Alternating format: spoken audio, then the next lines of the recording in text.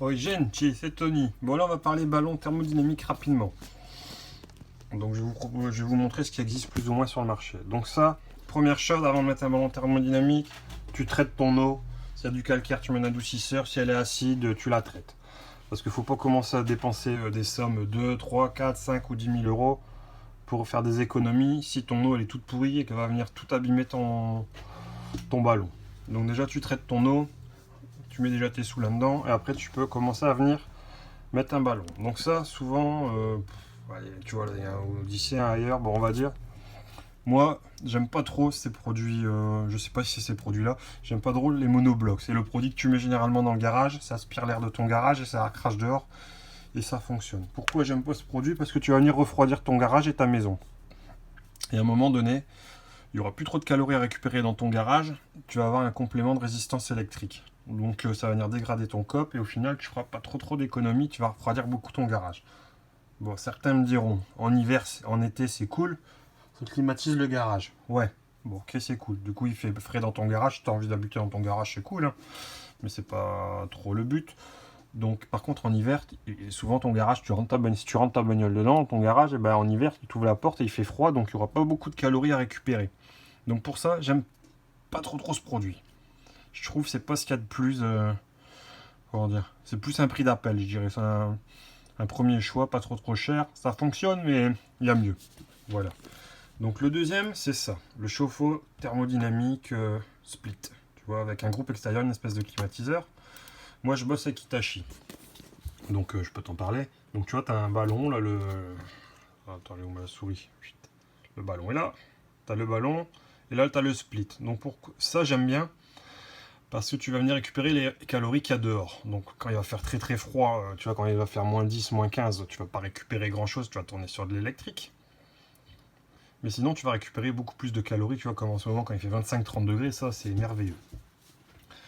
Et surtout tu as une liaison frigorifique entre l'intérieur et l'extérieur. Le seul souci avec ça, c'est que ça fait un petit peu de bruit dehors. Donc en France, nous on a des histoires de décibels, donc c'est pas trop embêtant. Par contre chez nos amis belges, je sais, et il me semble que c'est encore le cas, si ton voisin il arrive à prouver que tu fais plus de bruit maintenant qu'avant, donc avec ça, une pompe à chaleur, je sais pas quoi, en gros, il peut te la faire déposer. Donc, faut que tu prennes en compte ça. Ça fait un petit peu de bruit. Donc, si tu as une grande maison, bah, tu t'en fiches. Tu la mets... Mais si tu as le voisin juste à côté de sa chambre et que tu mets ça à côté de sa chambre, ça va faire du bruit. Mais si tu le fais tourner la journée, faut voir si c'est pas trop embêtant. Parce que généralement, ça, tu le fais tourner la journée et pas la nuit, parce que la journée fait beaucoup plus chaud que la nuit. Donc, tu récupères plus de calories, c'est plus rentable. Donc ce genre de produit, tu le mets pas sur un contact heure pleine, heure creuse surtout. Ou tu le mets heure pleine, heure creuse que la journée, mais pas le soir. Donc tu le programmes bien, ça se programme, etc. Après, ce qui existe, et pour moi qui est le meilleur, c'est ça. Le chauffe-eau thermodynamique VMC. Ça, c'est l'Aeromax de chez Thermor. Donc ça, en gros, c'est pareil que le monobloc qu'on a vu tout à l'heure, que c'est le genre de truc. Sauf qu'il fait la VMC. Donc ça veut dire qu'il aspire ton air vicié et il recrache dehors. Sauf que d'habitude, ta VMC, au fait, sauf si tu as une double flux, ta VMC d'habitude, elle récupère, elle aspire ton air chaud, vicié, donc qui est plus bon, et elle le crache dehors. Donc c'est de la chaleur perdue et de l'énergie perdue. Et ben lui, il va venir récupérer toutes ses calories tout le temps, toute la journée, du matin au soir. Il récupère ses calories, il chauffe ton eau. Donc ça, c'est top. Lui, par contre, tu peux le mettre sur tes heures pleines, heures creuses, parce que dans ta maison, généralement, il fait presque tout le temps la même température. Et lui, il te fait faire des vraies économies. Par contre, lui, il faut mettre des gaines isolées partout. Il faut récupérer... C'est beaucoup mieux de mettre des gaines isolées partout. Et lui, par contre, il faut être très... Vu que c'est une VMC, il faut très bien entretenir les filtres et ça.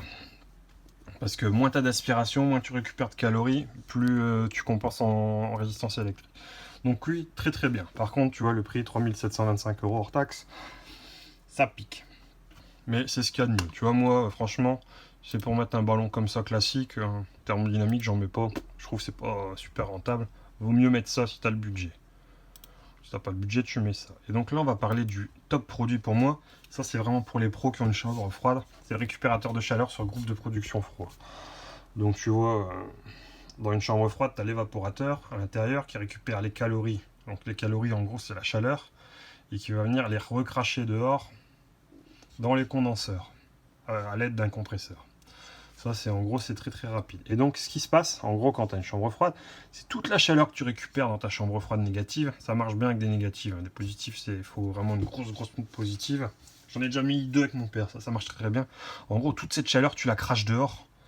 Et c'est de la perte. En fait, c'est de l'énergie perdue. Et donc, nous, ce qu'on vient faire, tu vois, juste là, on vient couper là. Et en fait, c'est ici qu'on vient glisser le récupérateur de chaleur. Et donc, tu vois ce qui se passe, c'est que tu vois cette chaleur, au lieu de la recracher dehors là, on va venir la récupérer, ça va aller dans un échangeur et ça va chauffer ton eau chaude. Et donc là de fois, on en a mis chez un client, ça lui produit 300 à 500 litres d'eau chaude gratuite par jour. Au fait, il y a juste le fréon qui passe dedans avec un échangeur à plaques. Et là ici, tu vois, il y a une pompe qui fait circuler de l'eau jusqu'à un ballon tampon de 300 litres. En gros, c'est le cumulus, tu vois, c'est un circuit comme ça. Là, il y a une espèce de serpentin dans le cumulus, hop, et ça préchauffe l'eau chaude dans le cumulus. Et donc, on récupère 300 litres d'eau chaude par jour. C'est quand même énorme. C'est gratuit, hein. Il y a juste la petite pompe qui consomme 3 fois rien. Et du coup, ça... Comment dire?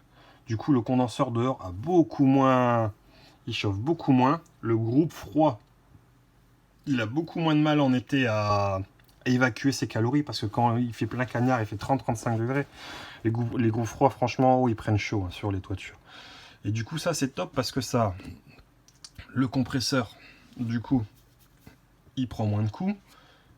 Les ventilos en haut, ça ventile moins. Et du coup, toute cette chaleur, elle part dans l'eau et elle la récupère. Donc, en gros, tu as de l'eau chaude gratuite. Donc, ça, pour moi, c'est vraiment le top produit. Par contre, ça coûte quand même assez cher. Mais c'est génial. Tu vois, prime, il y a des primes et tout. Et donc, nous, on met ça chez nos pros, souvent dans des fast-food, des hôtels, des trucs comme ça. Il faut une grosse chambre froide. Et ça, franchement, pour moi, c'est le meilleur des produits pour chauffer de l'eau gratos si tu es un pro et que tu as une chambre froide négative. Sinon, c'est ça. L'Aeromax VMC de chez Thermor. Il me semble qu'Atlantide, peut-être, il fait la même chose. Donc voilà, salut à tous, c'était Tony.